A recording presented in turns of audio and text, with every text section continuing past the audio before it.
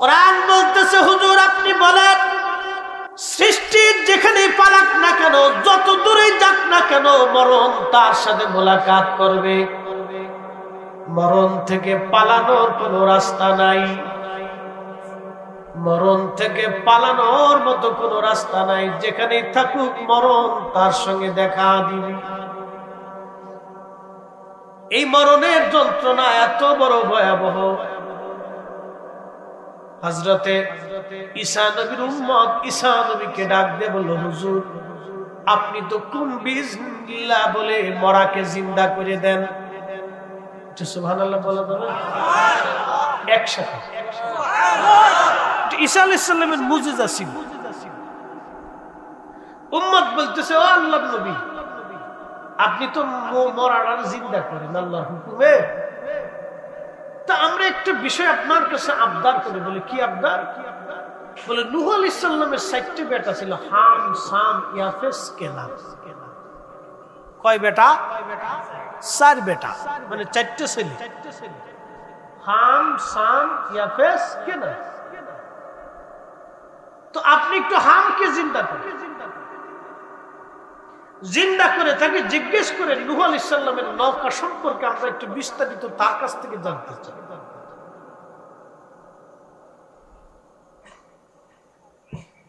হযরত নূহ আলাইহিস সালামের বেটা হাম ইন্তেকাল করেছে। আদম সফিউল্লাহ 3 পুরুষ পরে নূহ নবীর সন্তান হাম। হযরত আদম নবীর 60 হাত লম্বা ছিল, নূহ নবী মিনিমাম হলো 55 হাত, তার ছেলে মিনিমাম হলো 52 হাত হবে। একসাথে বলবেন সুবহানাল্লাহ।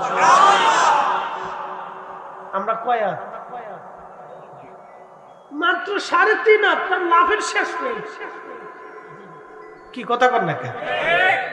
দেমাগের শেষ নেই, বাবের শেষ নেই। এতে এমন ক্ষমতা দেখায় যে এর মতো ক্ষমতাওয়ালা দুনিয়া তার কেউ নাই। কি কথা খারাপ বলছি? অহংকার। মাত্র 3.5 হাত আমরা, তার জন্য এত বড় বিরাট অহংকার। আর 52 হাত হলে কি হইতো? হাম মিনিমাম হলো 52 হাত, নূহ আলাইহিস সালাম মিনিমাম হলো 55 হাত, আদম নবী ছিলেন 60 হাত। একসাথে জোরে বলা যাবে কি সুবহানাল্লাহ। এত বড় লম্বা আদম একটা খাতার জন্য 350 বছর ধরে চোখের পানি ফালায় ফালায় চোখের গোশত গুলি পচে গিয়েছিল। আর আমরা খাইতে বেলা আল্লাহর সাথে নাফরমানি করি, খাইলাম বিসমিল্লাহ মনে নাই, বিসমিল্লাহ মনে নাই। জিহ্বা কয়টা? জোরে কর। ফান দিলে জিহ্বায় কয় এটা সুদুরি। কি কয়? ফান দিলে কয় ফান, মিষ্টি দিলে মিষ্টি, লবণ দিলে লবণ, তেতো দিলে তেতো, টক দিলে টক। যে কোয়ালিটির খাবার আপনি দিতেছেন, আম জাম কলা কাঁঠাল পেঁপে লিচু আদানা বাদানা, তারপরে আপেল কমলা মালটা, ওরে গরু খাসি মুরগি হাঁস বেড়া দুম্বা, লাল শাক পুঁই শাক ছোট শাক বাদাম শাক কত শাক এই মূলের শাক যা দিতেছেন, জিহ্বা হতেই করে দেয়। জিহ্বা কয়টা? 7 দিল আল্লাহ কয়টা? হাজার হাজার। জিহ্বা একটা, 7 দিল হাজার হাজার। যে আল্লাহ একটা জিহ্বা দিয়ে এত কোয়ালিটির খাবারের 7 দিল, খাওয়ার আগে ওই আল্লাহর কথাই মনে নেই। কথা কন না কেন? তার মানে বুঝা গেল বান্দা নাফরমান। বান্দা কি মান? নাফরমান। বান্দা নাফরমান। খুবই মনোযোগ দেন, কথা বলা যাবে না, কথাগুলি শোনা লাগবে। বাহিরে যারা আছেন, মা বোনরা যারা আছেন, তারা ভালো করে শুনে রাখেন। বান্দা নাফরমান। এখন আমার দেশের কিছু নাফরমান মহিলার কথা বলে দিয়ে যাই। বেডিরা রাত হোক আর বেজার হোক, সাথে আমার কিছুই করার নাই। যখন বেডার বউ তারে গালিগালাজ করে, তখন শাশুড়ি বেজার হয়ে যায়, বেডার বউ ভালো না। আবার সে যখন বেডার বউ ছিল, তখন শাশুড়িরে গালিগালাজ করছে, তখন শাশুড়ি কইছে বেডার বউ ভালো না। কথা বুঝছেন? বেডি যখন জুয়ান ছিল, তখন শাশুড়িরে পাত্তা দিছে না। এখন নিজে শাশুড়ি হয়েছে, বেটার বউ যখন গালি দেয় তখন এটা আর কয় যে বেটার বউ ভালো না, বেটার বউ আমার খেদমত করে না। নিজে যে তার শাশুড়ির খেদমত করে না, এই হিসাব হলার কষে না। কি কথা কর না কেন? নিজের বেলায় ঠন ঠন ঠন ঠন, নিজে তখন শাশুড়ির খেদমত করে নাই, শাশুড়ির মানুষই মনে করে না। এ মা বোনরা, এগুলি নাফরমান। কি মান? জোরে কোন, এগুলি কি মান? নাফরমান, অকৃতজ্ঞ, বেঈমান। এগুলির দাম আল্লাহর দরবারে 4 পয়সাও নাই। ওয়াজ শুনে যেতে হবে, বাড়ি পর্যন্ত নিয়ে যেতে হবে। এটা তরিকতের মজলিস।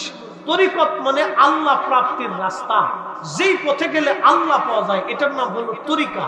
যেই পথে গেলে রসুল পাওয়া যায় এটার নাম হচ্ছে তরিকা। যেই পথে গেলে আল্লাহকে খুশি করা যায় এটার নাম তরিকা। একসাথে জোরে বলবেন না মারহাবা? এটার নাম কি? জোরে করে, এটার নাম কি? তরিকা। তরিকা মানে এটা না যে নামাজ বাদ দিবেন, তরিকা মানে এটা না যে রোজা ছেড়ে দিবেন, তরিকা মানে এটা না যে একবারে বিরাট বড় মোষ আর দাড়ি, কোনটা মোষ আর কোনটা দাড়ি বোঝা যায় না। গোসল টোসল 6 মাসে 1 বছরই করে না, শরীরে পাটার বন্ধ করে। কি কথা কর না কেন? এটার নাম দিছে মারেফত। গাঞ্জা একটা ধরে টান দিলে বলে ওরে বাপ রে বাপ, খুব একবার আল্লাহ দিকে বলছে, শয়তানের আড্ডি। এগুলির নাম তরিকত। মাগুরার মুসলমান, খুব মনোযোগ দিয়ে কথাগুলি শুনে যান। ঈসা নবীর উম্মতেরা বলল, ওগো ঈসা আলাইহিস সালাম, আপনি তো মরাকে আল্লাহর হুকুমে জিন্দা করে দেন। তো নূহ আলাইহিস সালামের ছেলের নাম ছিল হাম, আপনি হামকে জিন্দা করে দেন। আমরা নূহ নবীর মহাপ্লাবন সম্পর্কে জানতে চাই। হযরতে ঈসা রুহুল্লাহ একটা বিরাট বড় টিলার কাছে গেলেন। টিলার মতো তার একটা কবর ছিল, অর্থাৎ টিলাটা একটা ছোটখাটো পাহাড়ের মতো তার কবর। চিন্তা করেন মানুষটা কত বড়, কবরটা তার কত বড় হবে। আল্লাহর নবী ওইখানে যাইয়া হযরত হামের কবরের পাশে দাঁড়াইয়া ডাক দিলেন, কুম বিসমিল্লাহি, হাম উঠে আসেন। হযরত হাম কবর থেকে জিন্দা হয়ে উঠে দাঁড়াইলেন। বিরাট বড় লম্বা, বিরাট বড় জোয়ান মধ্যে একজন আল্লাহর বান্দা। একবার চিৎকার মেরে জোরে বলা যাবে আল্লাহু আকবার। কি জিন্দা হলো? মরা। বলেন কি জিন্দা হলো? কত বছর আগের মরা? না না, আদম শফিউল্লাহ 3 পুরুষ পরে, ঈসা আলাইহিস সালামেরও আরো 1,24,000 নবীর আগে। সুবহানাল্লাহ কইলেন না? ঈসা আলাইহিস সালাম আমার নবীর আগের নবী। আমাদের নবী হলো শেষ নবী। আমাদের নবী ইন্তিকাল করছেন 1450 বছর আগে, ঈসা আলাইহিস সালাম তার 600 বছর আগে। আমরা এই বর্তমান থেকে আরো 2000 বছর আগের ঘটনা। কিন্তু হাম ইন্তিকাল করছে অন্তত প্রায় 50 থেকে 60, 70, 80,000 বছর আগে। সুবহানাল্লাহ বাড়ি যায় আরো জোরে। আল্লাহ আছে? কতক্ষণ আল্লাহ আছে? জিন্দারে মুর্দা বানাইতে পারে, মুর্দারে জিন্দা বানাইতে পারে, মরারে জিন্দা বানাইতে পারে। পরে আল্লাহ কোরআন বলতেছে, আল্লাহ রাব্বুল আলামিন বলতেছেন, হেবার বান্দা শোনো, আমি রব্বুল আলামিন তুখরিজুল হাইয়া মিনাল মাইয়িতি ওয়া তুখরিজুল মাইয়িতা মিনাল হাই। জিন্দা থেকে মুর্দা বের করি, মুর্দা থেকে আমি মালিক জিন্দা বের করি। একবার জোরে বলা যাবে সুবহানাল্লাহ? বলেন হায়াতের মালিককে। আগামী মুহূর্তটা কি আসবে আপনি জানি, কেউ বলতে পারবো না। কিন্তু তারপরও আমরা 20 তলা বাড়ি বানানোর জন্য পরিকল্পনা করি। কি কথা কর না কেন? এটার নাম হলো আশা, এটার নাম আশা আকাঙ্ক্ষা। আশায় আশায় দিন যে গেল, আশা পূরণ হলো না।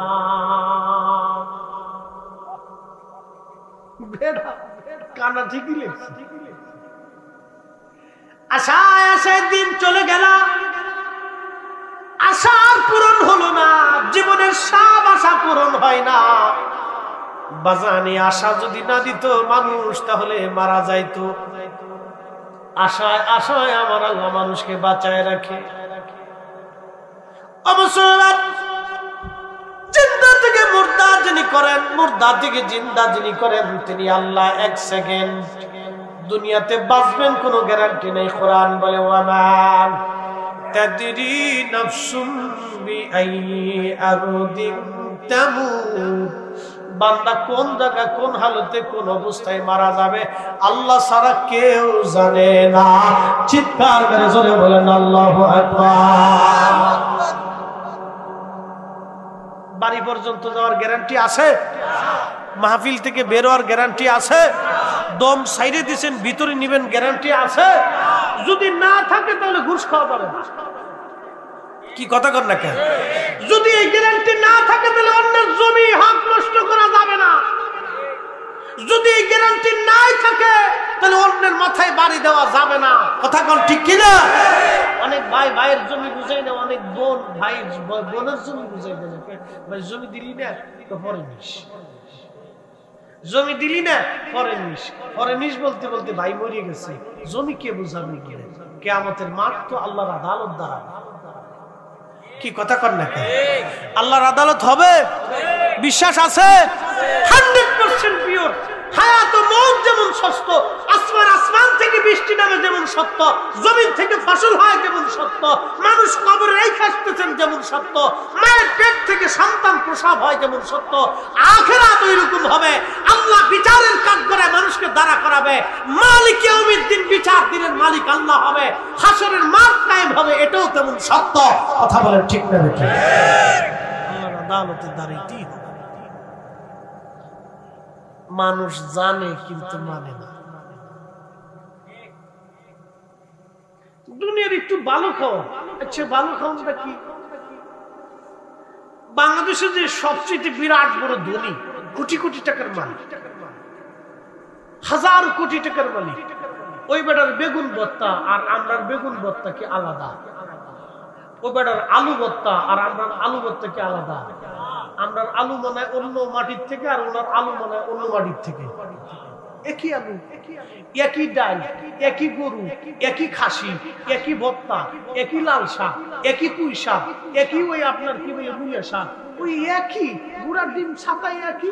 ওই একটু ভালো হোটেলে চলে যায়, এখানে একটু পান কুটি দিয়ে একটু ভালো ফ্রেশ ট্রেশ দিয়ে একটু স্যুপ স্যুপ স্যুপ স্যুপ খুব স্যুপ বানাইয়া এই একটু মুরগি টুরগি ফুরাই টুরাই একদম কাটি কেটে সেচিং ফেচিং করে দিয়ে একটু কালাবোনা দলাবোনা এগুলো করে দিয়ে শাক খা শাক। এটা কি? আচ্ছা এটা খাইলে মনে হয় ধনী মানুষের বাথরুমে গন্ধ পায় না। কি কথা কর না কেন? ও বেটা কোটি কোটি টাকার মানুষ, তার বাথরুমে মনে দুর্গন্ধ আসে না। হ্যাঁ 3 দিন গোসল না করলে মনে শরীর থেকে পাটার গন্ধ আসে না। একই তো। বহন বড়াই করার অহংকার করার আছে কি? কিচ্ছু নেই। কি কথা কর না কেন? এটা নিয়ে বড়াই করার কিছুই নাই। ওই আমি যদি 7 দিন গোসল না করি তো আমার শরীর থেকে পাটার গন্ধ আসে। কি কথা কর না কেন? বড়াই করার কি আছে? তো গন্ধ, শরীর তো গন্ধ আসে। এটা বাথরুম তে নিজের বাথরুম নিজেই তো কাপড় দিয়ে চাপিয়ে দিয়েছে। এটা অহংকারের কি আছে? কিচ্ছু নেই, কিচ্ছু নেই। তাহলে অহংকার কার? একসাথে বলতে হবে অহংকার কার? আল্লাহর অহংকার। মানুষের কোন অহংকার, কোন অহংকার মানুষের। এই জন্য আমার পীর মুর্শিদের জীবনে কোটি কোটি মানুষ ওনার কাছে যাই, লক্ষ লক্ষ মানুষ ওনার জন্য জীবন দেওয়ার জন্য প্রস্তুত থাকতো। লাখে লাখে মানুষ জীবন দিয়ে দিন, কিন্তু কোনোদিন কোন মানুষের সাথে ধমক দিয়ে, হাই দিয়ে, হুতাশ দিয়ে কথা বলেন। নরম ভাষায় বলতেন, বাবা কি জন্য আসছেন? আসছেন বাবা খানা কি? আমার পরে কথা বলবেন। সুন্দর একটা ব্যবহার হুজুরকে মানুষকে বুঝতেই দিতেন না যে উনি এত লক্ষ মানুষের প্রাণের ইসলাম। শত শত বিলিয়ন কোটি টাকা ওনার দরবারে উঠত, কিন্তু উনি ধরত না। বাপ, অহংকার মানুষকে ধ্বংস করে দেয়, অহংকার মানুষকে শেষ করে দেয়। সে নারী কি পুরুষ, কি কোটিপতি, কি নামাজি, কি বিনামাজি, কি আলেম, কি জালেম, কি জ্ঞানী, কি মূর্খ, সবাইকে ধ্বংস করে। প্রিয় উপস্থিতি, খুবই মনোযোগ দিয়ে শুনিয়া যান। হাজরাতে ইসার হুল্লা ডাক দিছে, হাম বলো নূহ আলাইহিস সালামের মহাপ্লাবনের কথা। হাম নূহ আলাইহিস সালামের মহাপ্লাবনের বৃত্তান্ত বলতে লাগলেন। কত বিরাট সে মহাপ্লাবন। হযরত ঈসা নবী ডাক দিয়ে বলেন, হাম রে, তোমার চুলগুলি পাকা, দাড়িগুলি পাকা, কারণ কি? তোমার ইন্তেকালের সময় কি তোমার চুল দাড়িগুলি পেকে গিয়েছিল? হযরত হাম ডাক দিয়ে বলেন, না হে ঈসা নবী, চুল দাড়িগুলি আমার ইন্তেকালের সময় পাকে নাই, কিন্তু আপনি যখন কুম বিসমিল্লাহ বলে আমাকে ডাক দিলেন, আমি ভাবছি কিয়ামতের মাঠ কায়েম হয়ে গেছে। ওই ভয়ে আমার কাঁচা চুলগুলি সব সাদা হয়ে পেকে গেছে।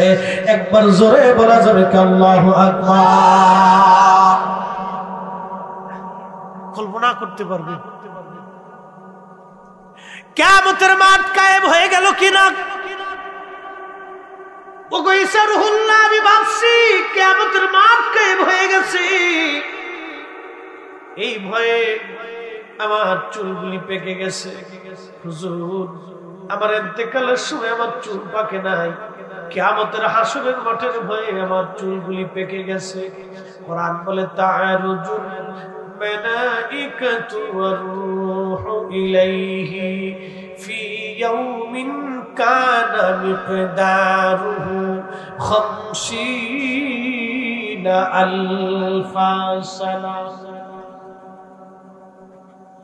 দুনিয়ার 50,000 বছর এক জায়গায় রাখলে কত বড় হয়? তত বড় হবে হাসরের মাত্র একটা দিন। দুনিয়ার 50,000 বছর এক জায়গায় করলে যত বড় হবে, হাসরের একটা দিন হবে তত বড়। হযরত হাম বলে, ঈসা নবী গো, ওই ভয়ে আমার চুলগুলি আমার আজ পেকে গেছে, যে আমি হাম কি নাজাত পাবো কিনা, হাসরের মাঠে আল্লাহ আমারে মাফ করবে কিনা। নূহ নবীর বেটা, আল্লাহ নবীর বেটা, 4 জন বেটা ছিল। হাম, সাম, ইয়াফেস, কেনান। কেনান নূহ আলাইহিস সালামের বিধান মানে নাই, নূহ নবীর শরীয়ত মানে নাই। 850 বছর ধরে নূহ আলাইহিস সালাম তার কওমের মধ্যে তিনি কালেমার দাওয়াত দিয়েছিলেন। মাত্র 83 জন মানুষ দ্বীনের দাওয়াত কবুল করেছিল, বাকিরা কেউ দ্বীনের দাওয়াত কবুল করে নাই। আল্লাহ বললেন, নূহ, তোমার জাতির মধ্যে একটা ধ্বংস আসবে, একটা মহাপ্রলয় আসবে, একটা মহাপ্লাবন আসবে। নূহ রে, তুমি তৈরি হয়ে নাও। হযরত নূহ আলাইহিস সালাম একটা গাছ লাগাইলেন। একটা গাছ লাগায় বলতেছে, রে আমার কওম, তোমরা তাড়াতাড়ি করে আল্লাহর পথে আসো, তোমরা তাড়াতাড়ি করে নামাজে আসো, তোমরা এক আল্লাহ বিশ্বাসী হও। এই যে গাছ আমি লাগাইলাম, এই গাছটা বড় হবে, তক্তা বানাবো, আর আমি নৌকা বানাবো। একটা মহাপ্লাবন আসতেছে, তামাম পৃথিবী মহাপ্লাবনে ডুবাই দিবে, ধ্বংস করে দিবে। তোমরা তাড়াতাড়ি সতর্ক হয়ে যাও। নূহ নবীর কওম আর উম্মতরা হাসের গায়ে, নূহ নবী পাগল হয়ে গেছে। অ্যাটেনশন, 100 বছর আগে গাছ লাগাইলো নূহ আলাইহিস সালাম। মহাপ্লাবন আসবে 100 বছর পরে। নূহ নবীর উম্মত ডাক দেখায়, নূহ পাগল হইছে। খন্দকের খাল খনন চলতেছিল, খুব মনোযোগ। খন্দকের খাল খনন চলতেছিল। 10 ফিট লম্বা একটা পাথর, 10 ফিট গভীর একটা পাথর, 10 ফিট চওড়া একটা বিরাট বড় পাথর, 10 ফিট লম্বা, 10 ফিট চওড়া, 10 ফিট গভীর, বিরাট বড় পাথর খালের মাঝখানে পড়ছে।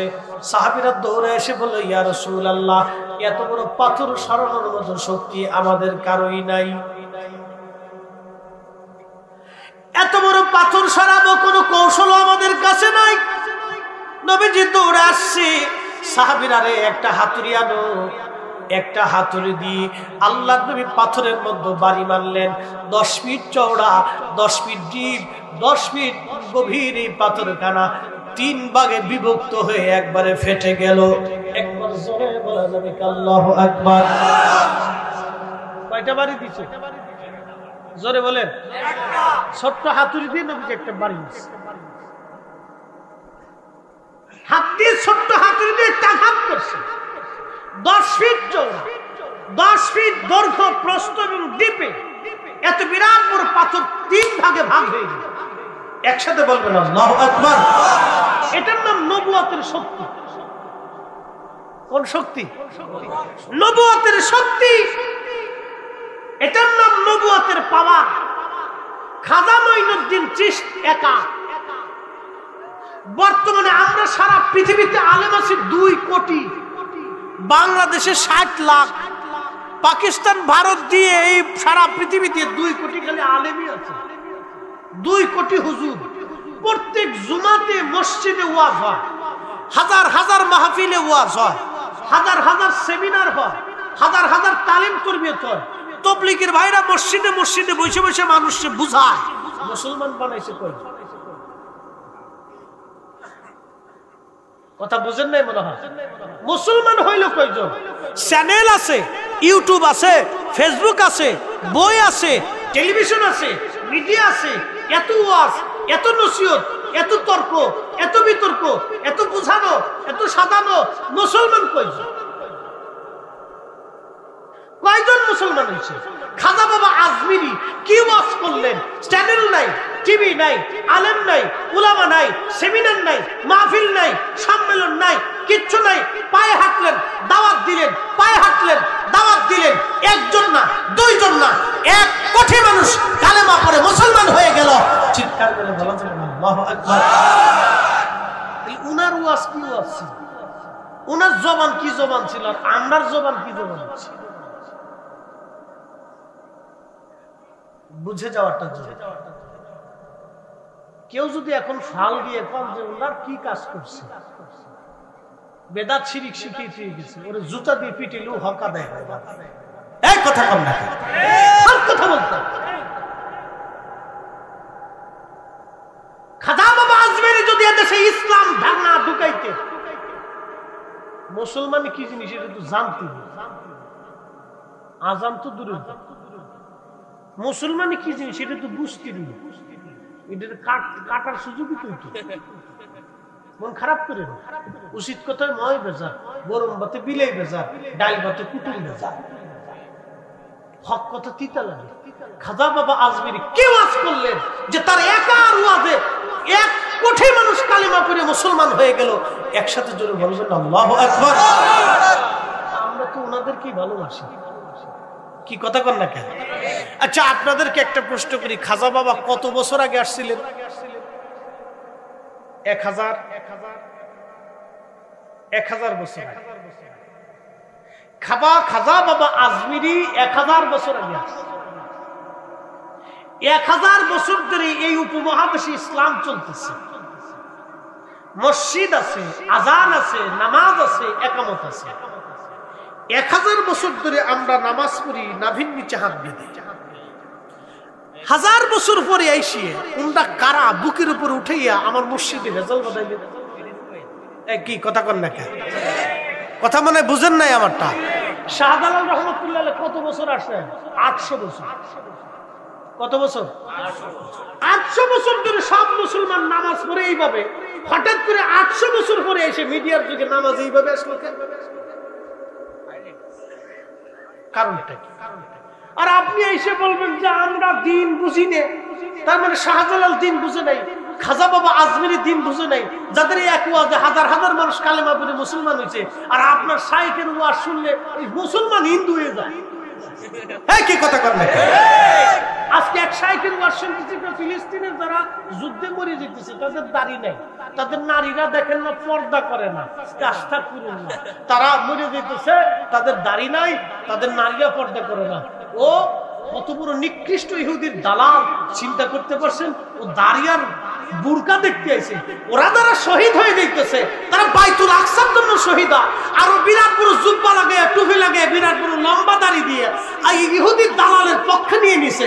তার মানে বোঝা গেল এই দাজ্জালের কিছু পক্ষে মুসলমানরাও থাকবে, তাদের ভিতরে ওরাই এক কোয়ালিটি।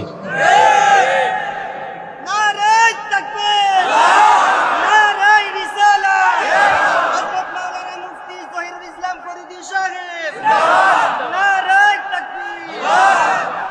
ও বাপ, যুদ্ধে শহীদ হওয়া এটা সাইট্রিখানিক কথা। খাওয়ার পরে জিলাপি খাওয়া, মিষ্টি খাওয়ার পরে মিষ্টি খাওয়া সুন্নত, এই কথা সবাই গপ্প ছাড়তে পারে, কিন্তু যুদ্ধের ময়দানে দেয়া দিনের জন্য জিহাদ করে জীবন দেওয়া এই গপ্প সবাই ছাড়তে পারে।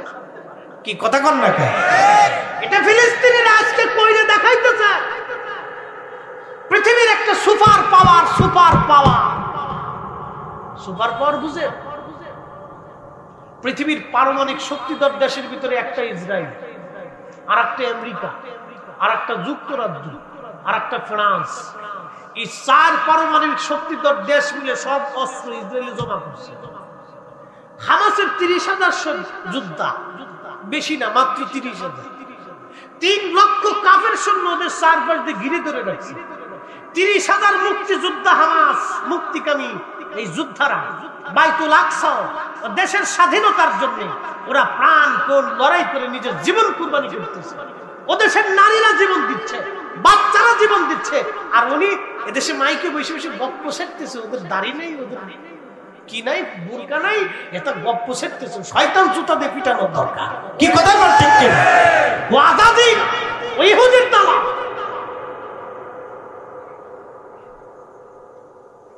গপ্প সেরতেছে, ওদের দাড়ি নেই। আরে বেটা, তোর দাড়ি দিয়ে তুই কি করছো? যেই বেটা দাড়ি নেই সেই বেটা শহীদ হয়ে যেতেছে, তোর দাড়ি আছে তুই কি করছো? এবার ইহুদির পক্ষ নিয়ে গপ্প সেরতেছে। শোনেন, আপনাদেরকে একটা সতর্কবাণী দিয়েছে, কিয়ামতের আগে দাজ্জাল আসবে। দাজ্জালের প্রথম ফ্রন্টের সৈনিক থাকবে ইহুদিরা। 70,000 ইহুদি দিয়ে তার সেনাবাহিনীর প্রথম গঠন হবে। এই ইহুদিদের সাথে যারা সারা জীবন যুদ্ধ করতেছে তারা হলো ফিলিস্তিনিরা। আমি মনে করি ইমাম মাহদীর প্রথম কাতারের সৈনিক হলো ফিলিস্তিনি মুসলমান। কি কথা বল না? যা আমরা পারি নাই, 2 কোটি আলেম যা পারে নাই, তো দাড়ি ছাড়ারা করে দিয়ে দিচ্ছে। আজকে আমরা 2 কোটি আলেম যা করতে পারি না, ওরা দাড়ি ছাড়া তাই করে দেবে। কি কথা কন না? খাওয়ার পরে মিষ্টি খাওয়া সুন্নত, পাগড়ি মাথায় দিয়ে রাস্তায় ঘোরা সুন্নত। এটা খুব সহজেই করা যায়, কিন্তু জানতে একটু যুদ্ধ করে দেখেন, তাহলে বুঝবেন যে দিন কি জিনিস। আহা, বড় আফসোস। এগুলো কষ্ট হচ্ছে বুঝি আপনাদের? একসাথে জোরে বলেন তো আল্লাহু আকবার। ঠিক আছে, তাহলে তারপর পরেই দিই, যেহেতু এখনো ক্ষুধা লাগে নাই, তাহলে একটু পরেই দিই। আরো কিছু কথা আমরা শুনি, আল্লাহ কবুল করুক বলে না আমি। প্রেমাগুরার মুসলমান, 800 বছর ধরে হযরত শাহজালাল কালেমা আনলেন। 800 বছর ধরে আমরা নাভির নিচে হাত বেঁধে নামাজ পড়ি। এই 800 বছরের ইতিহাসে কেউ এসে আমাদেরকে বলে নাই তোমাদের নামাজে ভুল হয়। খাজা বাবা আজমিরি আরো 200 বছর আগে ভারতে আসলেন, তিনি নামাজ শিখাইলেন এইভাবে। ওই জমানা থেকে চলে আসলো। ওই জমানার বিরাট বড় বড় মুহাদ্দিস, বড় বড় আলেম ঘুমিয়ে গেছে, বড় বড় আল্লাহর ওলি ঘুমিয়ে গেছে। মুজাদ্দিদ আল ফিসানি, সেরহিন্দির মতো বিরাট বড় আল্লাহর ওলি, সম্রাট আকবরের বিরুদ্ধে যিনি জিহাদ করেছিলেন, 4টিখানি কথা না, রানিং বিশ্ব বিখ্যাত একটা সাম্রাজ্যের তিনি সাম্রাজ্য অধিপতি ছিলেন, মুঘল সাম্রাজ্যের অধিপতি। 4টিখানি কথা না, বিরাট ভারতবর্ষের যিনি বাদশা ছিলেন তার নাম সম্রাট আকবর। তার বিরুদ্ধে তিনি জিহাদ ঘোষণা দিয়েছিলেন, তার নাম মুজাদ্দিদ আল ফিসানি, আমাদের এই সিলসিলার ইমাম। খুব মনোযোগ দেন, মুজাদ্দিদ আল ফুসানি সিরহিন্দি রাহমাতুল্লাহি আলাইহি ওনার সম্রাট আকবর যখন মারা গেল, তাও এমনি এমনি মারা যায় নাই, মুজাদ্দিদ আল ফুসানির কারামতে মারা গিয়েছিল। সম্রাট আকবর মসজিদ থেকে মুসল্লি তারাইয়া তার দ্বীন ইলাহির ঘরের মধ্যে সে নিয়ে গেল টাকা পয়সা দিয়ে। আল্লাহর ওলি মসজিদ থেকে বের হইয়া এক মুষ্টি মাটি হাতে করে নিয়ে সম্রাট আকবরের দ্বীন ইলাহির ঘরের দিকে নিক্ষেপ করলেন। সাথে সাথে আল্লাহর আকাশে টর্নেডো সৃষ্টি হয়ে গেল। বিরাট বড় টর্নেডো হয়ে যাওয়ার কারণে সম্রাট আকবর চিন্তা করলে বিপদ থেকে বাঁচতে হবে। সে তার খানকা থেকে দৌড় দিয়ে তার বেডরুমে যাইতেছিল।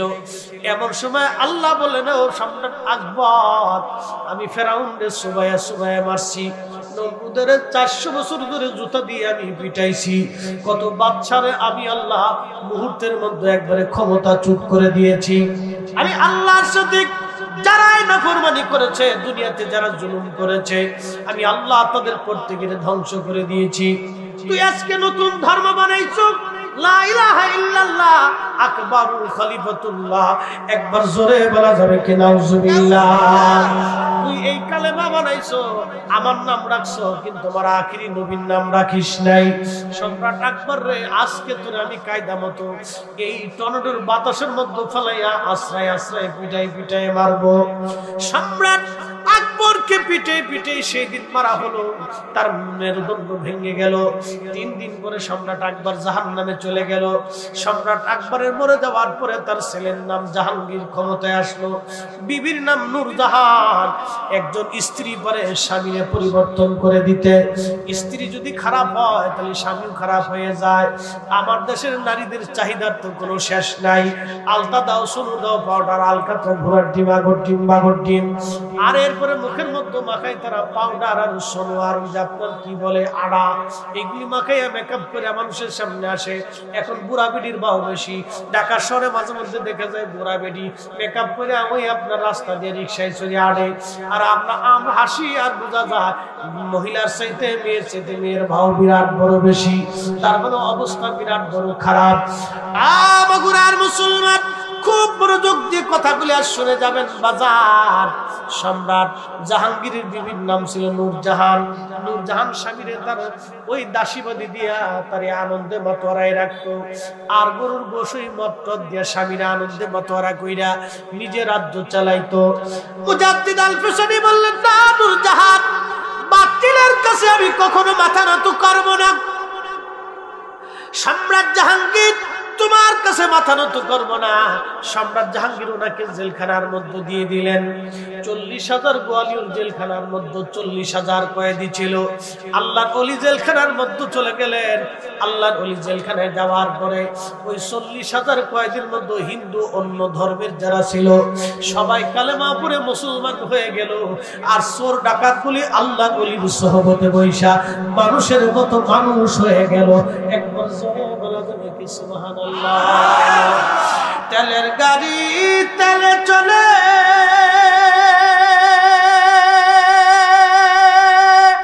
হাওয়ার গাড়ি হাওয়ায় উড়ে, বিনা তেলে চালায় গাড়ি নবী সুলাইমান। আমরা সেই মুসলমান, আমরা সেই মুসলমান। কথা কোন ঠিক কিনা? 40,000 মানুষ জেলখানার ভিতরে সব বিধর্মীরা মুসলমান হয়ে গেছে মাত্র 3 দিন। একসাথে বলবেন সুবহানাল্লাহ। তার ওয়াজটা কি ওয়াজ ছিল? কি ওয়াজ ছিল? তা কি ফয়জত ছিল জবানের ভিতরে যে 40,000 মানুষ চোর ডাকাত লুচ্চে বদমাশ কয়েদি সব আল্লাহর ওলির কাছে বায়াত নিয়ে 40,000 কয়েদি জিকির করে আল্লাহ আল্লাহ আল্লাহ আল্লাহ। জিকিরের আওয়াজটা আল্লাহ এমন ব্যাপ্তি ভাবে ছড়িয়ে দিলেন যে সারা মসনদ থরথর থরথর থরথর থরথর করে রাজ দরবারের বিল্ডিং সব কাঁপতেছে। সুবহানাল্লাহ। আর একসাথে বলেন আল্লাহু আকবার। আল্লাহর জিকিরের পাওয়ার আছে কি? কথা কন নাকি? আসেনি পাওয়ার? খালি আছে, পুরা রাজ দরবারের বিল্ডিং সব খটখট খটখট খটখট করে কাঁপতেছে ভূমিকম্পে। সম্রাট আকবর জাহাঙ্গীর দৌড় দিয়ে জেলখানার সামনে যা বলল, জেলার ব্যাপার কি? জেলখানার ভিতরে ওরা কারা আল্লাহ আল্লাহ জিকির করে, পুরা মসনদ কাঁপে। কারণ কি? জেলার ডাক দিয়ে বলল, হুজুর, এমন একজন মুসলমান ফকিরকে আপনি জেলখানায় ঢুকাইছেন, তার কাছে সব মুরিদ হয়ে গেছে, সব অমুসলিম কালেমা পড়ে মুসলমান হয়ে গেছে, চোর ডাকাত যা ছিল সব তওবা করে ভালো হয়ে গেছে। 40,000 মুরিদ নিয়ে জেলখানার ভিতরে সে আল্লাহ আল্লাহ জিকির শুরু করে দিয়েছে। আল্লাহর জিকিরের এত বড় পাওয়ার, পুরা রাজ দরবার থরথর করে কাঁপতেছে। জেলখানার থেকে যদি বের না করেন, আপনার যুদ্ধ করা লাগবে না, পুরা রাজ দরবার ভেঙ্গে ভেঙ্গে খান খান হয়ে পড়ে যাবে। একবার চিৎকার মেরে বলেন আল্লাহু আকবার, চিৎকার মেরে বলেন পাওয়ার আছে। আমরা সেই মুসলমান মসজিদে জুতে শুনি, আমরা সেই মুসলিম আরেকজনের মাথায় বাড়ি লাগে, আমরা সেই মুসলমান আরেকজনের হক নষ্ট করে দিচ্ছি। 50 টাকা 10 টাকা 5 টাকা রাস্তায় ঘুরিতে এতে লোন লেগে ফান হয়েছে। এক প্যাকেট বিরিয়ানি বেশি নিওয়ার লেগে মিশে কথা কই, মনে কিছু নিয়ে। এদেশের বিয়ে বাড়িতে খাবার নিয়ে পিটে পিটে, এদেশের বিয়ে বাড়িতে খাবার নিয়ে পিটে পিটে। আচ্ছা, আপনাদেরকে একটা প্রশ্ন করি, আল্লাহর রাস্তে মাফ করে দিবেন, খাবার নিয়ে মারামারি করে কোন প্রাণী বলেন তো? কুত্তো। কুত্তো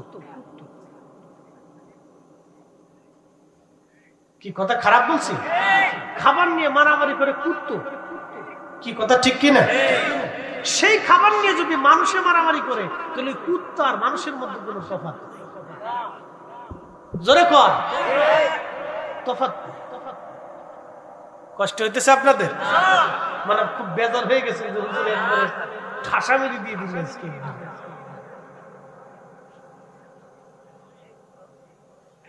তেলের গাড়ি তেলে চলে,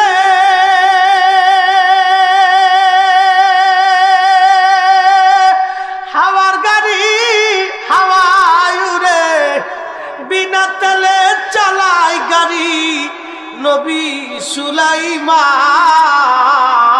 আমরা সেই মুসলমান। মহাবিপদ সামনে আসবে, কখন আসবে আমরা কেউ জানি না। তবে একটা কথা আজ আপনাদেরকে পরিসংখ্যান দিয়ে যাই, বিজ্ঞানীরা, ভূতত্ত্ববিদরা, বাংলাদেশের ভূতত্ত্ববিদ যারা, তারা জরিপ চালাচ্ছে। বাংলাদেশের প্লেটের মাটির নিচে যে প্লেট আছে, বাংলাদেশের মাটির নিচে যে প্লেট আছে, এটা ভূতত্ত্ববিদদের ভাষায় বলা হয় প্লেট। ওই প্লেটের উপরে মাটি, মাটির উপরে আমরা আছি। ওই প্লেটের নিচে বিরাট বড় বড় ফাটল। কেন ফাটল ধরলো? আজ থেকে 1000 বছর আগে এই বঙ্গেতে ভূমিকম্প হয়েছিল, তারও 600 বছর পরে আর একটা ভূমিকম্প হলো আজ থেকে 400 বছর আগে।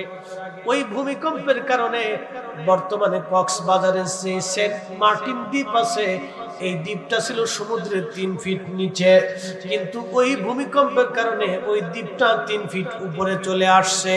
একবার জোরে বলা যাবে কি সুবহানাল্লাহ? বলেন এই ক্ষমতার মালিক একমাত্র কে? কোন সন্দেহ? 3 ফিট নিচে ছিল, এটা 3 ফিট উপরে আইছে এক ভূমিকম্প। ইদা জুলজিলাতিল আরদু জিলজালা, পৃথিবী তার আপন প্রকম্পে প্রকম্পিত হতে থাকে। এটা আল্লাহই কোরআনে বলেছে। ইদা জুলজিলাতিল আরদু জিলজালাহা,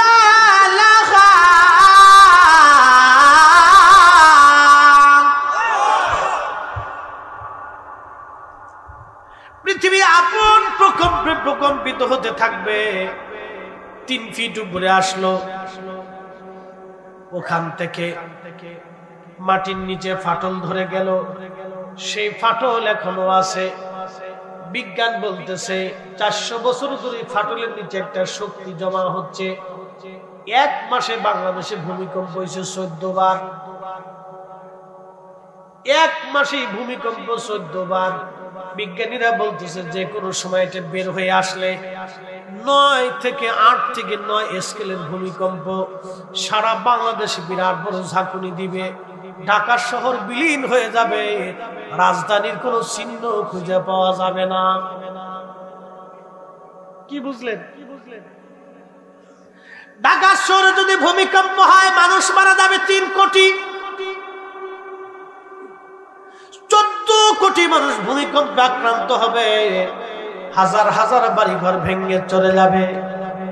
ভূমিকম্পের উৎপত্তি হবে সিলেট থেকে, কিন্তু সিলেটের ময়দানে মাটির মধ্যে যিনি ঘুমিয়ে আছেন তিনি হযরত শাহজালাল ইয়ামানি মুজাদ্দিদি রাহমাতুল্লাহি আলাইহি।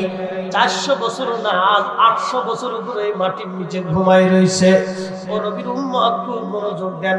ভূমিকম্প হয় হয় হয় না, হয় হয় হয় না, হয় হয় হয় না। কেন হয় না? এটা আল্লাহর ওলিদের বরকতের কারণে হয় না। কথা কোন ঠিক কিনা? আপনি মানলেও ঠিক, না মানলেও ঠিক। বলে হুজুর এটা কেমনে ঠিক? এবার মেশকাতের বাবুল কারামাতে ছিল, সব মাদ্রাসায় এই কিতাব পড়া। হযরত আলী রাদিয়াল্লাহু আনহু দোয়া করতেছিল, মনোযোগ দেন, শামের জন্য, শামের জন্য দোয়া করতেছেন মদিনাতে বসে। তো পিছন থেকে এক সাহাবী বলতেছি, আমিরুল মুমিনিন আপনি শামের জন্য বদদোয়া করেন। শাম কি? সিরিয়া, লেবানন, লিবিয়া, জর্দান, ফিলিস্তিন, এই বিরাট অংশটাকে আগে শাম বলা হতো। ওমান, জর্দান, লেবানন, লিবিয়া, ফিলিস্তিন, মিশর, সিরিয়া, এই পুরা অঞ্চলটাকে আগে শাম বলা হতো। আহলুস শাম। মনোযোগ দিয়ে, হযরত আলী দোয়া করতেছে, পিছন দিক থেকে এক সাহাবী বলতেছে, আমিরুল মুমিনিন আপনি শামের জন্য বদদোয়া করেন। দোয়া শেষ, কিন্তু আমিরুল মুমিনিন শামের জন্য বদদোয়া করেন। দোয়া শেষ হয়ে যাওয়ার পরে ওই লোক জিজ্ঞেস করতেছে, আমিরুল মুমিনিন শামের জন্য বদদোয়া করলেন না কারণ? হযরত আলী ডেকে বলে, সাহাবী আমি আমার রাসূলের পবিত্র জবান থেকে শুনছি ওই শামের ভিতরে আল্লাহ 40 জন আব্দাল পাঠায়। ওই 40 জন আব্দাল ওলি যারা, তাদের উসিলায় আল্লাহ আকাশ থেকে বৃষ্টি দেয়, শত্রু থেকে মানুষদেরকে বাঁচায়, তাদেরকে বিজয় দান করে জমিনে শস্য শ্যামল দিয়ে আমার মালিক আমার মাওলায় জমিন ভরিয়া দেয়। আর 40 জনের একজন যদি মারা যায় আল্লাহ আরেকজন দিয়ে ওই জায়গাকে পরিপূর্ণ করে 40 জন বানায় দেয়। একটা সময়ের জন্য 40 জনের কম হয় না। একবার চিৎকার মেরে জোরে বলেন না আল্লাহু আকবার। এই ওলি আল্লাহর বাংলাদেশ, শহীদ গাজীর বাংলাদেশ, রহম করো আল্লাহ, রহম করো আল্লাহ। আল্লাহুম্মা সাল্লি আলা, জবান খুলে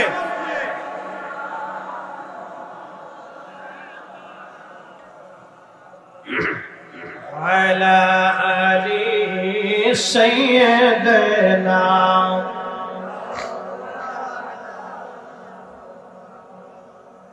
মাগুরার শ্রীপুরের মুসলমান মনোযোগ দিয়ে শুনিয়ে যান। আমি বলছিলাম হযরত আমের কথা। বহু বছর আগে হযরতে ঈসা নবী বললেন, হামরে আপনি কি মহাপ্লাবনের কথা বলবেন? বলে হ্যাঁ হুজুর। 100 বছর আগে আব্বাজান গাছ লাগাইলেন, 100 বছর আগে গাছ লাগানো হলো। নূহ আলাইহিস সালাম বলেন, ওরে মানুষ 100 বছর পরে মহাবিপদ আসবে। লোকেরা হাসে আর হাসে, কয় শুনছো নূহ নবী পাগল হয়ে গেছে।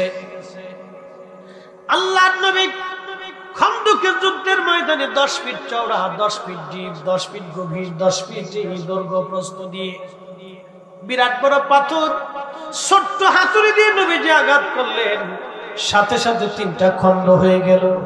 আল্লাহর নবীজি ডাক দিয়ে বলেন, সাহাবীরা রে, পারস্য সাম্রাজ্য মুসলমানদের বিজয় হবে।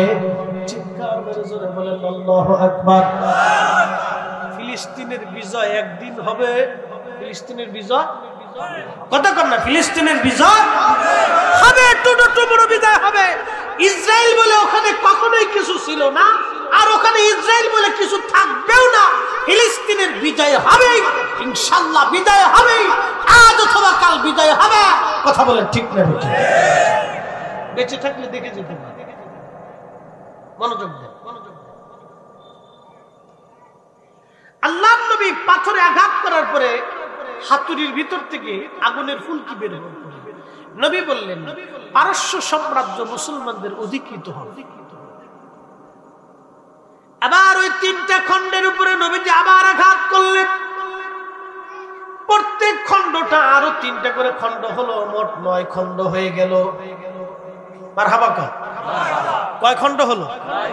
9 খণ্ড হয়ে গেল। আল্লাহর নবী বললেন, রোম সাম্রাজ্য মুসলমানদের বিজয় হবে। এই কথা শোনার পরে কাফের যারা ছিল, ইহুদি খ্রিস্টান যারা ছিল, তারা হাসে, কয় শুনছো, মুহাম্মদ মূর্খ, মুহাম্মদের উম্মত মূর্খ, যে নিজে মদিনা বাঁচাইতে পারে না, 10,000 3,000 সৈন্য জোগাইতে পারে না, সে বলে পারস্য সাম্রাজ্য বিজয় করবে।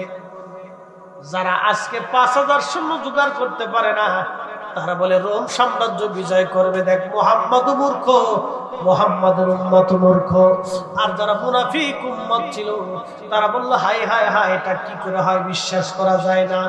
ঠিক নবীর ইন্তেকালে 30 বছর পরে হযরত ওমরের জামানাতে মুসলমানরা, আল্লাহর নবীর ইন্তেকালের পরে মুসলমানরা পারস্য সাম্রাজ্য বিজয় করলো, রোম সাম্রাজ্য মুসলমানদের অধিকারে আসলো। একবার জোরে বলা যাবে আল্লাহু আকবার। বিজয়ের কথা বললেন, 30 বছর আগে বিজয় হলো, 30 বছর পর ফিলিস্তিন বিজয় হবে আজ অথবা কাল। বাইতুল আকসা মসজিদ আমাদেরও আগেও ছিল, ওখানে ইব্রাহিম আলাইহিস সালামের বসবাস ছিল, আম্মাজান সারার বসবাস ছিল, হযরত ঈসা আলাইহিস সালামের বসবাস, হযরত ইয়াকুবের বসবাস। 1,24,000 নবী ওই বাইতুল আকসায় নামাজ পড়েছে। আমার নবী নিজে ইমাম হয়েছে, মেরাজের রাত্রিবেলা নবী নামাজ পড়েছেন। ওই মসজিদ কিয়ামত পর্যন্ত ওরা চেষ্টা করবে, ইহুদি খ্রিস্টানরা চেষ্টা করবে মসজিদ দেওয়ার জন্য, কিন্তু ওই মসজিদ ওদের দখলে কখনোই চিরদিনের জন্য যাবে না। ওরা কিছু সময়ের জন্য দখল করে নিয়ে যাবে, আবার এটা মুসলমানদের দখলে আবার আসবে।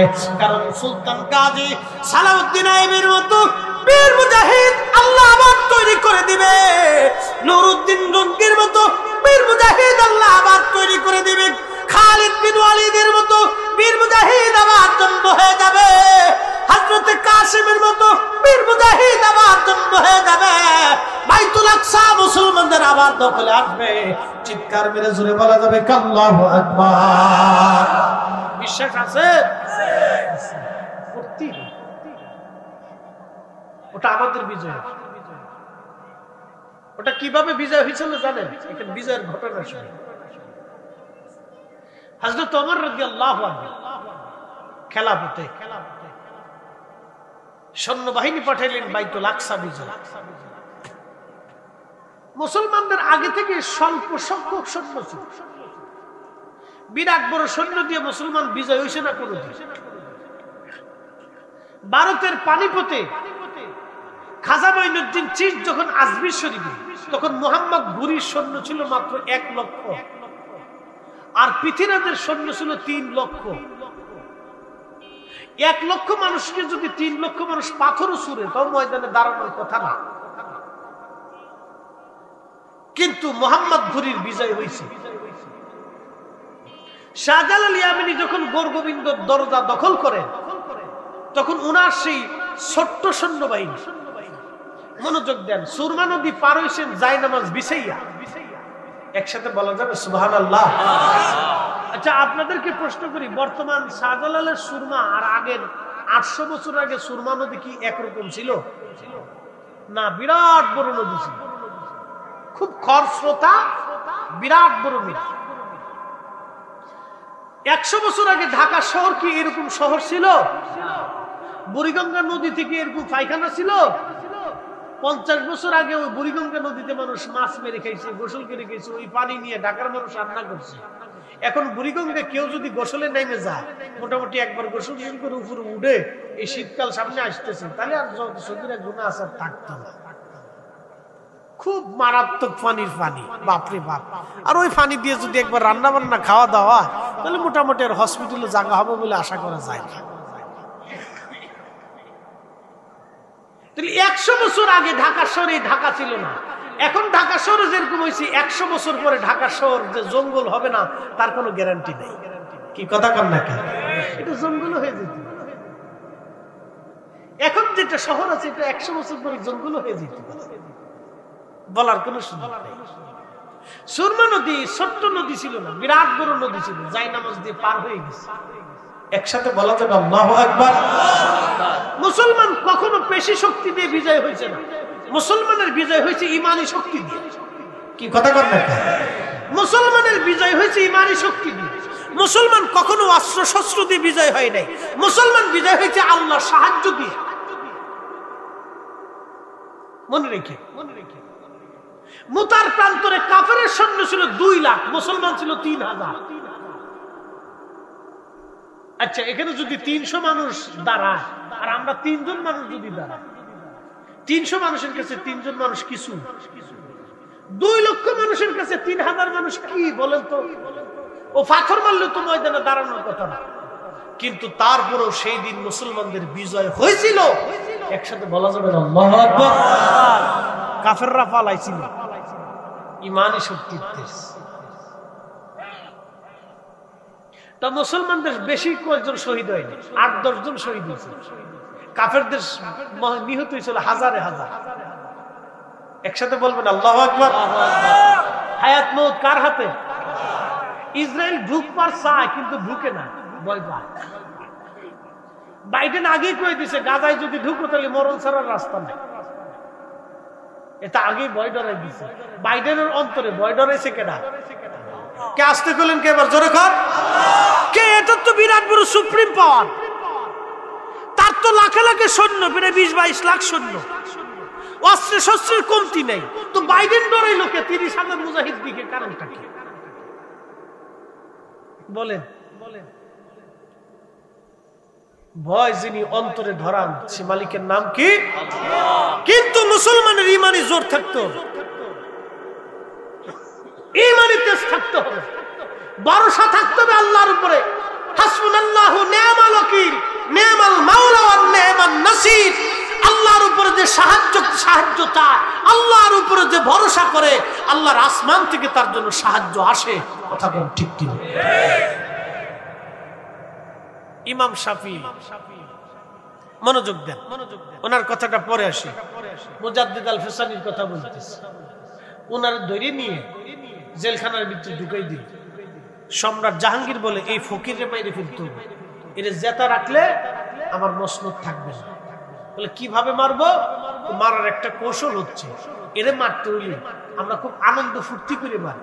বলে আনন্দ ফুর্তি কি? বলে আনন্দ ফুর্তি হলে একটা সিংহ ধরে নিয়ে আসি, ধরিয়েই নিয়ে এর সিংহটার 1 মাস পর্যন্ত ক্ষুধার্ত রাখি, না খাওয়াই রাখি, 15-20 দিন না খাওয়াই রাখার পরে সিংহটা পাগলের মতো হয়ে যাবে। তখন এই বুড়াটার সিংহের খাঁচার ভিতরে ঢুকাই দিই, সিংহ তার চিরে চিরে খাবে, আমরা এটা দেখে দেখে আনন্দিত। শায়েখ আহমদ সেরহিন্দি রহমাতুল্লাহ আলাইহি, বন্ধু কার? আল্লাহ। না আসতে হয়ে গেল না, জোরে বলেন বন্ধু কার? আপনি যেই তরিকার হন ওটা কোনো গল্প না। আপনি মুসলমান হলি সব। আল্লাহর ওলিরা আমাদের সবার। কি কথা কন না? ওলিরা কাদের? সবার। এদেশে স্বাধীনতার জন্য যুদ্ধ করছে কারা? না না না, মুক্তিযোদ্ধা। এদেশের স্বাধীনতার জন্য যুদ্ধ করছে কারা? এটা কি মিছে কথা? হ্যাঁ, মুক্তিযোদ্ধারা যখন অস্ত্র নিয়ে যুদ্ধ করছে তখন তাদের কি ছিল? লুঙ্গি পরে লেংটি দিয়ে কাঁচা মেরে তারপর অস্ত্র চালাচ্ছে। কথা ঠিক কিনা? তারা খাওয়ার চিন্তা করে নাই, বাঁচবে নেই চিন্তা করে নাই, একটাই চিন্তা, দেশ স্বাধীন করতে হবে। দেশের ভালোবাসায় নিজের জীবনকে শত্রুর সামনে তারা সঁপে দিচ্ছে। এটা কিন্তু চারটিখানি কথা না। আপনি যেটাকে সহজ ভাবতেছেন, যুদ্ধ কিন্তু কোনো ছেলে খেলা না আর গেম খেলা না, এটা ক্রিকেট খেলা না, এটা ফুটবল খেলা না। যুদ্ধ কিন্তু ফুটবল খেলা। আমার গ্রামেও যুদ্ধ, আমার গ্রামে যুদ্ধ কোনো ছেলে খেলা না, এটা চারটিখানি খেলা। মোহতারাম উপস্থিতি, খুব মনোযোগ। জীবন সন্ধিক্ষণে মুক্তিযোদ্ধারা নিজের জীবনকে বাজি রেখে জমিন বিজয় করেছে। একসাথে বলবেন আল্লাহু আকবার। তারা কোনো দলের না, তারা দেশের। এই কথা কর না কেন? তারা কোনো দলের না, তারা দেশের। তারা কোনো দলের না, তারা দেশের। আমি মনে করি, আপনি কি মনে করি সেটা আপনার ইচ্ছা, আমার বিষয় না। এখন রাজনীতির ওয়াজ করতে আসি। তারা দেশের।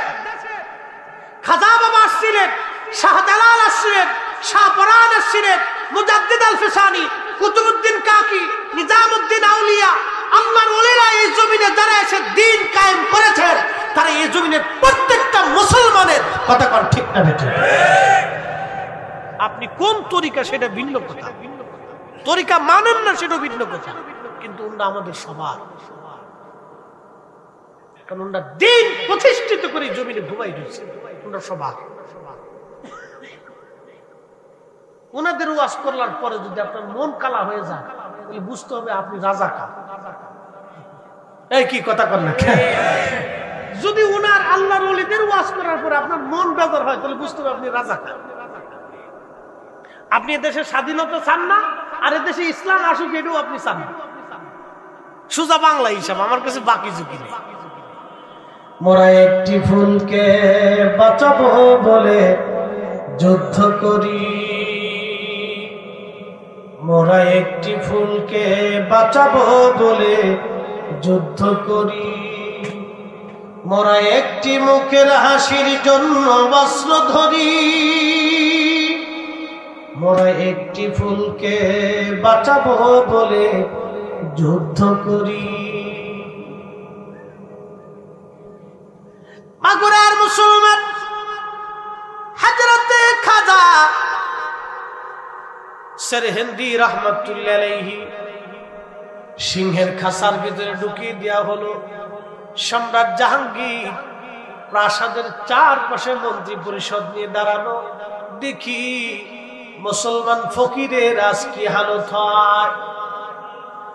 আল্লাহর ওলি জেলখানা যখন সিংহের খাসার মধ্যে ঢুকে গেল, সিংহ আপনার বাড়ির কুকুর যেমন আপনি লালন করেন, খাওয়ান, বহুদিন পরে কুকুরের সামনে আপনি গেলে দেখবেন ওই কুকুর আপনার চারপাশে ঘুরে আর আপনাকে শুকে আল্লাহ বাকাইয়া মাথাটা ঘুরাইয়া ঘুরাইয়া আপনার সাথে কথা বলে আর বলে, মনিব কই গেছিলেন, বহুদিন আপনারে দেখি না। কুত্তার মুসরামুসরি করে না, বহুদিন পরে আপনি আসার পরে দেখবেন আপনার শুইতে যায়, মুসরায়, পার সামনে যায়, লেজ ঘুরায়, মাথা নিচু করে, এই আপনারা বুঝায় যে আপনি কইছিলেন, আপনারা না দেখে আমি পাগল হয়ে গেছি। কুত্তা দেখে ভালোবাসে না, আর বহুদিন পরে আপনি পাইতে আসলে আপনার বউ অন্য দিক চাই ঘুরে বেড়েছেন। এটা বউ না ডাইনি, খালি শাড়ি একটু কম দামি হলে হয়েছে, আর যদি সোনার গহনা আনতে গেছেন বিদেশ থেকে, যদি না আনে তাহলে মুখটা ঘুরে আপনি বেড়েছেন। কি কথা কর না, দেখা লাগবে না, ভিডিওতে দেখে মুখটা ঘুরে এমনি বয়ে তুমি। কারণটা কি? কুত্তায় মনি বেড়ে ফাইলে কতদিন পরে পাইছে, পাওয়ার পরে কুত্তায় লেজরে বাঁকাইয়া শরীরটারে মুছরাই মুছরাই মনিবরে খুশি করতেছে। ও মনিব, বহুদিন পরে আপনি আইছেন, আপনার দেখতেছি না। আর বউয়ে স্বামীরে পাইয়া খুশি হয় না, তার মানে বউর চরিত্র বালা না। কথা বল না, বাকি যুগি কথা আমার বলে না, ডাইরেক্ট অ্যাকশন।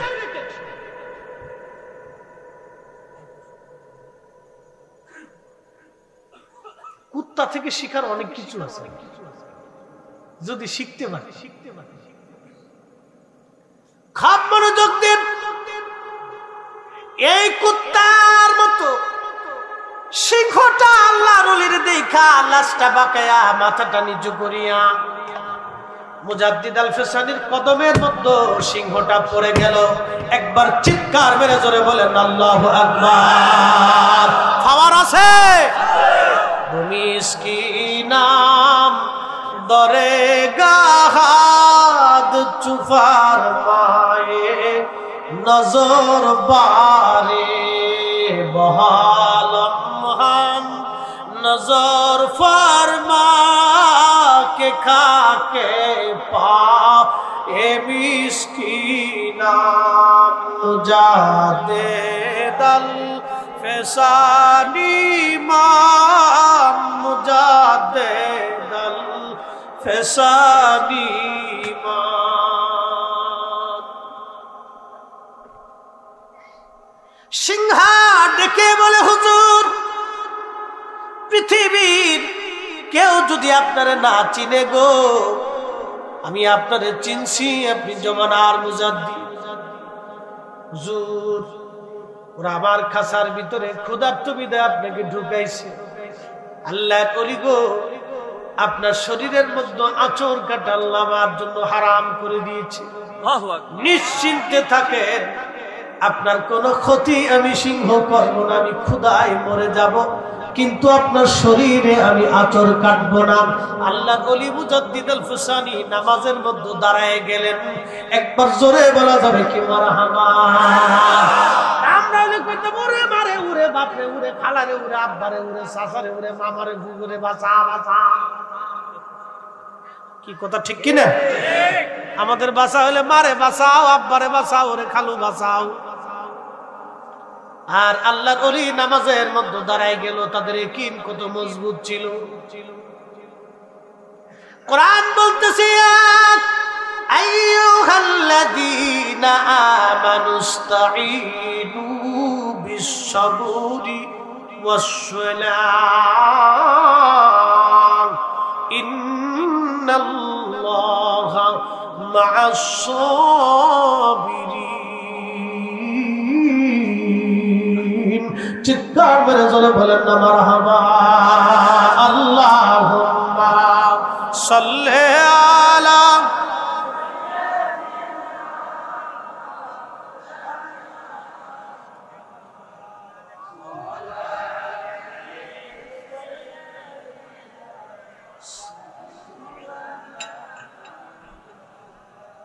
না। একটু টাল টাল মনে হচ্ছে, বেশি তো আসেই নাই।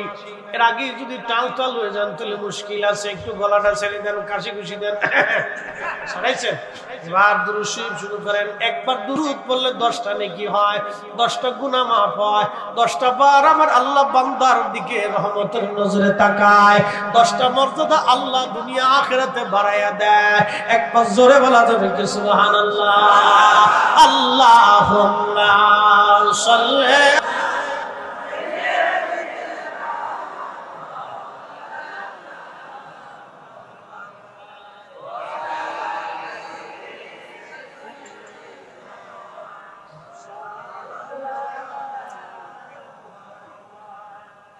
উড়ে যাও রে মাহফিলের হাওয়া, যাও রে উড়ে মদিনা, আমাদের দুরূদ পৌঁছে দিও নূর নবীজির পাক রওজায়। আল্লাহুম্মা আহা মাশাআল্লাহ, আল্লাহু আকবার, আল্লাহু আকবার, মাশাআল্লাহ। মুহাম্মদ ওয়া আলা আলি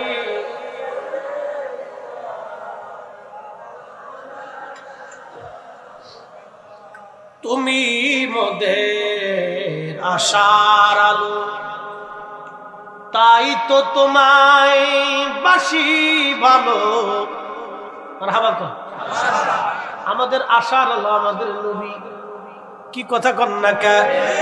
কিয়ামতের ময়দানে যিনি আমাদের সুপারিশ করনেওয়ালা তিনি আমাদের নবী, কবরের মধ্যে যিনি আমাদের দেখনেওয়ালা তিনি আমাদের নবী। তুমি মোদের আশার আলো, তাই তো তোমায় বাসি ভালো, ঠিক কিনা? তুমি মোদের আশার আলো, তাই তো তোমায় বাসি ভালো।